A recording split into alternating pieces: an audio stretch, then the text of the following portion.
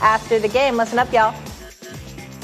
I truly feel like each year that I go out and show you guys something, show the world, show my teammates and my coaches that I still haven't done everything that I possibly can do. So it's just about emptying that tank, man. I mean, I got a lot to give. I'm relied on a lot in this offense, and I got a very talented quarterback. At the end of the day, I'll tell you, yes, absolutely. I think I'm the best wide receiver in the game, but there's a lot of things that go into me being able to make that statement. When we're talking about the best, we're talking about the Packers. I thought, you know what, let's call Donald Driver because he is the all-time leader in yards and receptions. So it would only be fitting. Donald Driver, so good to see you this morning. Thank you for being with us. Thank you, Molly. Appreciate it. Of course. Can you please respond to that? What do you think about Davante Adams saying that he's the best receiver in the NFL at the moment? I would have to say yes. I mean, I think he's proven that week in and week out. Especially when you're doing one-on-one coverage, he's beating the best corners out there every single week, and the guy just continue to make plays. I mean, the catch last night he made was sick, and so I give him credit. He's the best receiver in the game today. Well, listen, he's definitely up there. I give him a lot of respect and love, but I'll ask you this question. In light of that, what have been your thoughts about the fact that the Green Bay Packers haven't gotten Aaron Rodgers and Davante Adams additional help? What are your thoughts about that from the wideout spot? I mean, they haven't drafted an offensive player in the first round since 2005. Well, you know, Stephen A., this is the thing, man, is that the Packers always realize that they build in-house. I wasn't a first-round draft pick. I was 7th round. And I went out there and I proved week in and week out, even though they drafted a guy before me, and then guys after me in the first round, I still proved that I was one of the best receivers to ever play. And I think sometimes that's what they're trying to feel, if there's a guy that can step up and fill the shoes like I did when I first walked in there. And maybe you have to go out and get a guy in the first round. But right now they've been building in-house, and they're trusting that these young receivers, one of them will step up. I think Marquez stepped up last night, scoring 2 touchdowns. But he has to be consistent every week in and week out. And I think that's the problem right now. He's not that consistent receiver. Donald, I'm looking at what you just said. Aaron Rodgers went deeper into his career without throwing a pass to a first-rounder, I think, than anyone in history, right? But let's forget about the offense. In that case, they should have a good defense. If they're finding gems and developing well, and they have, Aaron Jones and Davante Adams, and they can do it that way, why is the defense so suspect? And then they don't make a deadline move. What about that? What's up with the Packers defense, do you think? Well, that's the thing. You let too many great players go. I mean, Blake Martinez was one of your best linebackers to ever play the game, and you let him lead. You got to be willing to keep guys in-house. And sometimes, guys want to go different places to maybe thinking that they can win a championship there. But and now, as you know, this game is all about money. It ain't about being loyal to one organization. So guys are going out trying to play as much and make as much money as possible. But the Packers are going to always do what they have to do.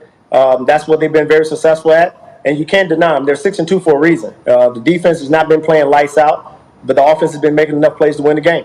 Nobody said that they're not good. We understand that they're very good. We understand that Aaron Rodgers is one of the best to have ever done it. Obviously, you got a Super Bowl championship with him and what have you. My question to you would be this, though. It's one thing to be good. When you talk about championship caliber, how do you view the Green Bay Packers, particularly this season when you look at the rest of the NFC?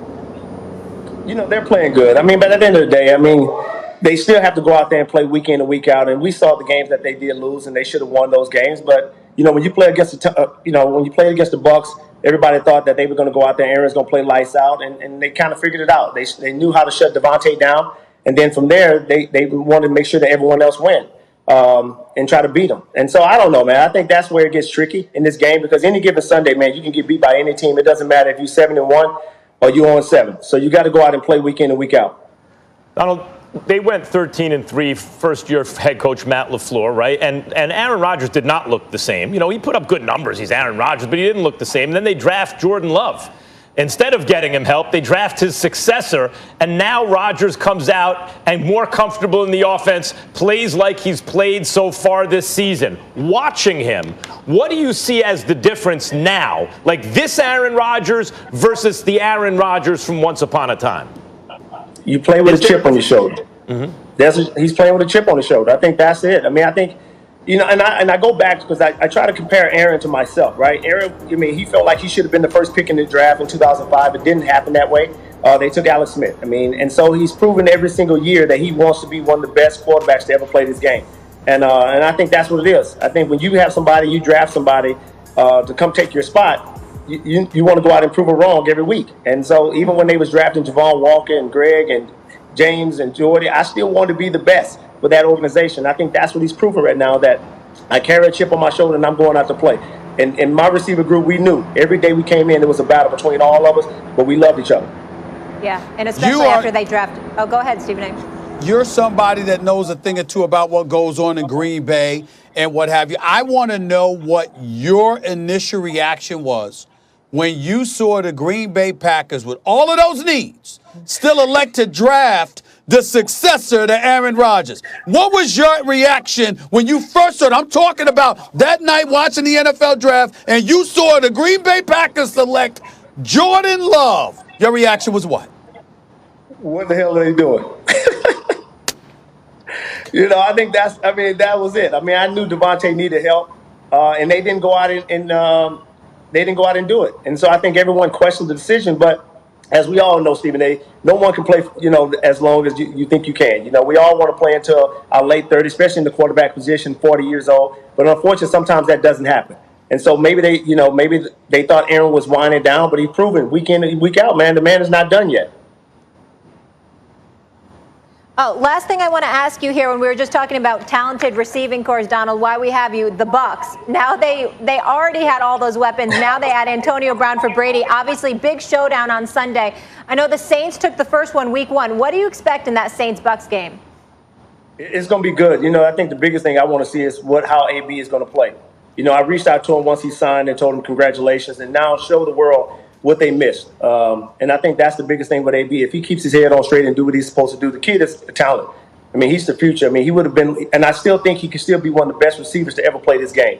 So I want to see what's going to happen. As you know, that offense on the Saints side is amazing. Drew's still playing lights out. Even with their number one receiver not being there, they're still making plays to win games. So it's going to be a showdown. And if I had to pick, I'm still gonna have to say I'm taking the Saints. Really? Okay. Donald, I want to get back to Jordan Love for a second with Aaron Rodgers, because when Rodgers was selected, Favre was still an all-time great, playing at a very high level, and he seemed to give, at least from where I was sitting, Rodgers a frosty reception. And some people have pointed to Rodgers' attitude, some people have pointed to Favre's attitude, but at least, again, from where I'm sitting, it seems like Rodgers, in spite of them drafting Jordan Love instead of getting him help, has been more of a mentor to Jordan Love, or at least has been more welcoming that way than Favre was to Rodgers. Do you think that's true? Do you think that Rodgers' experience with Favre helped shape the way he's treating Jordan Love? I'll say this. Everybody had their opinions when that happened when Aaron came in with Brett. There was no animosity. Brett was one of those guys, man. Brett is one of those guys that tell you, man, watch me play and play like me. And I think that's what Aaron had to learn fast, and he learned it. And that's why he's one of the best quarterbacks in the game today. He was able to watch a guy for a couple of years and then able to step up and fill his shoes. And you really don't find a quarterback that can come in and fill the shoes of another Hall of Fame quarterback. And Aaron's been able to do that. And I think now, just being a mentor to Jordan, showing Jordan how the game is actually played, Jordan's going to learn fast. Donald, before I say bye, real quick, I got to ask you about DK Metcalf. I mean, how special is he? He's special. That's why I have to say this, is that Davante Adams is good, and he's right now playing the way he's playing. He's the best in the game. But DK Metcalf is a stud. I mean, he's a complete beast. And so I just think I want to see what the future holds for this kid. If he can stay healthy and continue to play the way he's playing, it's going to be lights out. I think he was so happy when he got drafted. I reached out to John Schneider and told him after he drafted the kid, congratulations, you're going to have a playmaker. And the kid has not let me down. No question. And he's just getting started. Donald, you are aware that DK Metcalf went in the second round, I think like 64th pick. A.J. Brown was like 51st. I mean, Green Bay did have a couple of selections prior to them being picked. I'm just saying. I just think it was important to point that out. I mean, if Jordan Love doesn't wind up in the Hall of Fame, Like that's a bad pick, right? If you could have put Metcalf or at least a defensive player on that, Jordan Love's got to wind up in the Hall of Fame, Donald. Poor Aaron. Hey, we will see what happens, Different right? draft, We're gonna see what happens. You never know, right? I mean, who knows? Jordan Love, we can't down the kid right now. We got to give the kid the opportunity to see what happens for him in the future. But as you know, this game is tough to play, and I think Jordan Love, if he gets the opportunity wherever that is, if it's in Green Bay or somewhere else, I hope the kid play well. I'm not down on him at all. I'm just simply saying that Aaron Rodgers don't look like he's close to retirement. I mean, you think that when you do what he's done over these years, you could get him some additional help. That's all I'm saying. It's going to happen. It's going to happen. Well, you got to think help, this. huh? Steven, hold on now. Let's say this. I wasn't done at 38 years old. I just decided not to play for another organization. So just because you don't think you're done, you just wanted to retire. I just wanted to retire as a Green Bay Packer. I could have played somewhere else, and I decided not to. And I think that's what's going to boil down to. Can Aaron Rodgers still play at the end of the day? Yes. But if he decides that he wants to retire, he'll retire. But Favre did play for another organization in the division, actually, and he played well. If they move on from to Jordan Love in a couple of years, Rodgers is probably still going to play, and he'll play for someone else. Well, it's a proven fact. Tom Brady's doing it. So it goes around.